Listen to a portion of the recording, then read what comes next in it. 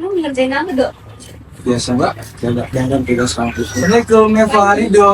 Waalaikumsalam. Ah, gitu. Dari mana, Tak? Itu datang dulu kan. Ramai, banyak banget tugas kampus sih. Sehat kan tadi? Betul. Teman-teman, aku baru aja selesai baca ya. Anggap dari semua kamu Islam. Nah, entahnya nih, ngeliat Islam, amalkan yang lebih super lengkap soal hak dan kewajiban manusia. Kalian tahu nggak apa sih hak manusia? Oh, oke. Aku sih pernah dengar ya soal HAM ini. Jadi HAM itu dalam Islam, berdasarkan Al-Quran dan hadis, Islam itu menjamin hak-haknya. Hak-hak dasarnya seperti hak untuk hidup, kemudian kebebasan beragama, kemudian keadilan sosial. Yang bikin beda, hak ini selalu seimbang dengan kewajiban. Misalnya, kita punya hak untuk hidup, tapi wajib juga untuk menjaga nyawa orang lain. Iya, benar banget, tuh. Aku pernah baca juga konsep HAM dalam Islam itu tuh ada banyak hubungannya sama makosyid syariah, di mana itu tuh mengatur atau melindungi agama, jiwa, akal, keturunan, dan harta. Jadi Islam itu tuh nggak cuma ngomongin hak doang, tapi juga tanggung jawab supaya manusia ini tuh bisa hidup mulia sesuai dengan fitrahnya. Banget nih.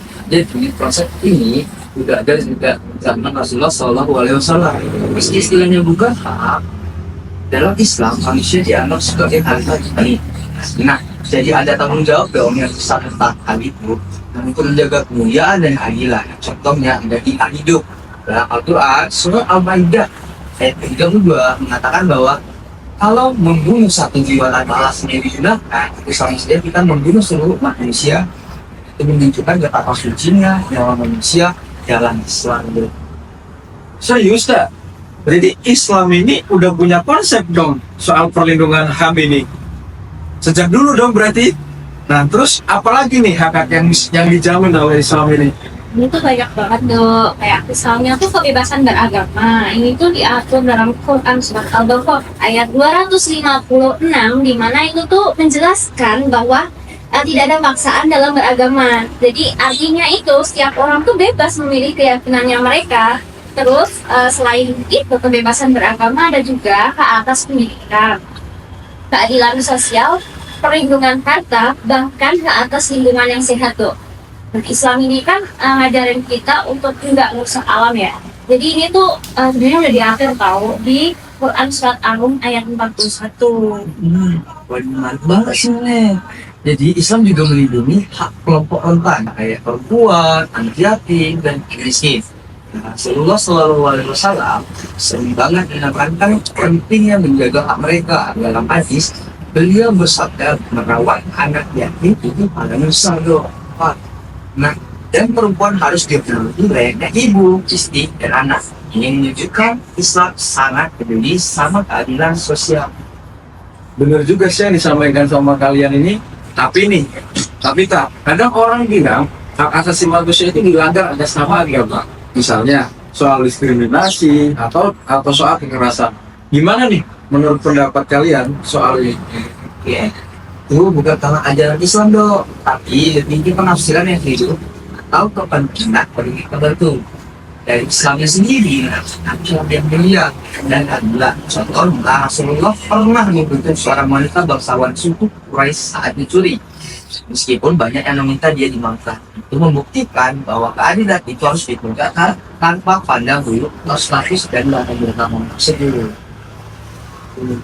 Iya, dan kalau misalnya kita bicara tentang tanggung jawab negara dalam Islam, ini tuh jadi poin yang penting, tak, tuh.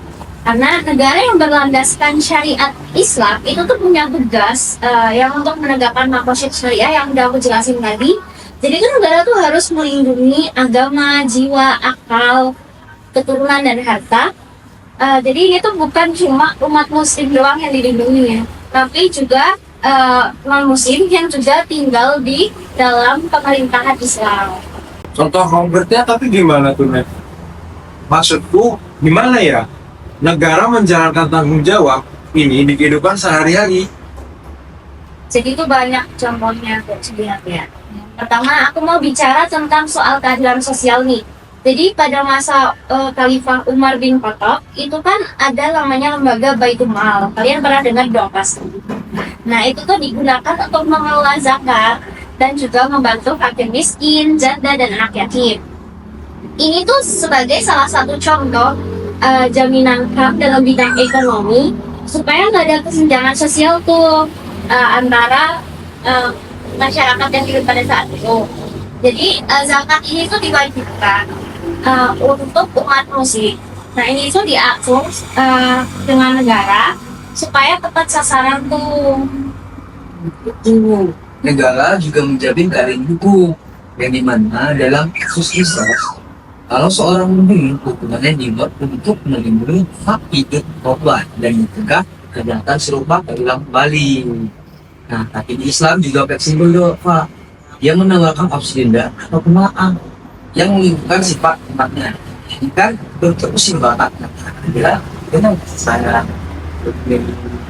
Oke, aku jadi agak sedikit melek nih dan flashback kembali soal pembahasan yang kita bahas.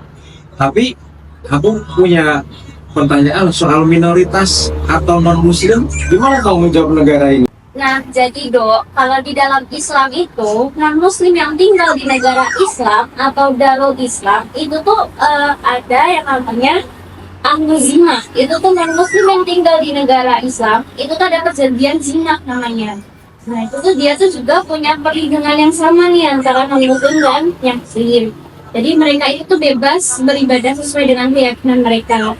Nah ini kan udah diatur ya di dalam Quran surat Al-Kafirun ayat 6.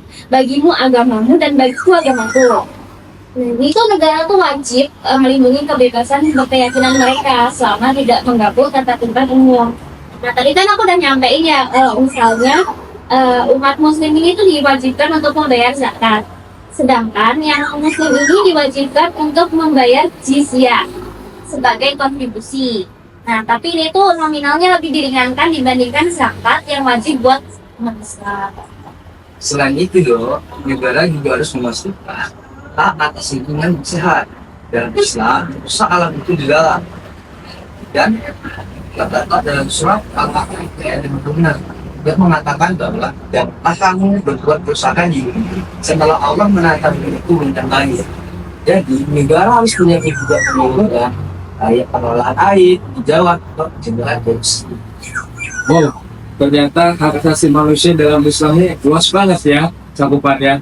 Terus kalau soal pendidikan dan kesehatan, apa juga diatur nih? Pasti Islam sangat mendorong pendidikan. Di dalam surah Al-Mujadilah ayat 11 mengatakan bahwa orang yang berilmu hanya pendidikan dadanya. Jadi negara wajib kita akses pendidikan yang matang, termasuk pada perempuan dan kelompok istri. Soalnya kesehatan pada masa Khalifah Umar dia penting memasuki sederhana untuk rakyat. Ini menunjukkan negara harus menjamin pelayanan kesehatan bagi masyarakat seluruh. Terus mekanisme penegakan hukumnya itu bagaimana? Kan hak asasi manusia nggak cuma soal nasihat, tapi juga memastikan soal kepastian hukum atau hak ini tidak bakal dilanggar. Betul banget dok. Jadi negara dalam Islam itu punya sistem peradilannya yang independen untuk menegakkan hukum. Nah dulu kan ada sebutannya hakim kan Saudi ya pada masa itu. Mereka tuh bertugas untuk menyelesaikan sengketa secara adil. Nah mereka tuh tidak hanya berdasarkan pada Quran, Sunnah, dan ijma ulama, tapi juga mempertimbangkan nilai-nilai keadilan. Nah kalau misalnya ada pelanggaran HAM pada masa itu ya, seperti penindasan atau korupsi, nah negara ini tuh wajib hadir untuk menghukum pelaku tersebut. Tapi kalau negara nggak menjalankan tanggung jawab ini, apa dong akibatnya? Itu serius banget loh. Jadi pimpinan dalam Islam dianggap sebagai pengembala yang bertanggung jawab atas rakyatnya. Dalam hadis Rasulullah SAW setiap pemimpin akan dimintai pertanggung jawabannya di akhirat. Nah, kalau negara abai bisa timbul kegagalan, kemiskinan, atau konflik sosial. Ininya rakyat juga bisa hilang kepercayaan dan produktif dan lemah dong. Nah, negara dalam Islam itu kan menjadi tauladan ya dong. Jadi dalam menjalankan nilai-nilai keadilan, kasih sayang dan juga penghormatan terhadap semua hak manusia, Islam juga mendorong untuk musyawarah nih, kayak yang udah diatur di Quran surat Asy-Syura ayat 38. Itu tuh jadi rakyatnya juga punya hak suara dalam pengambilan keputusan. Ini kan menjamin ya HAM dalam bidang politik.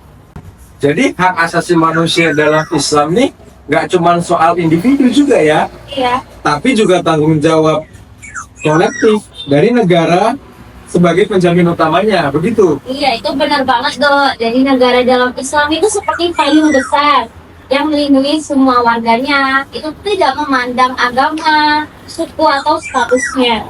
Tapi rakyat juga punya peran nih untuk saling mengingatkan. Karena Islam ini kan juga ngajarin tentang amar ma'ruf nahi munkar ya. Pernah dengar kan pasti?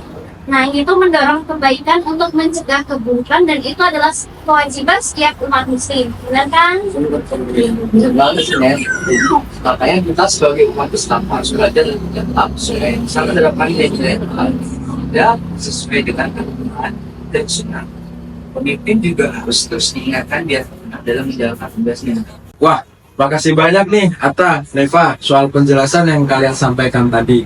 Kenapa? Karena aku nih semakin paham dan lebih mengerti lagi. Dan kayaknya nih, aku harus lebih banyak baca lagi nih soal hak asasi manusia dan tanggung jawab negara. Supaya kita ini semua bisa menjaga keadilan di sekitar kita masing-masing. Ya, sama-sama ya Dok.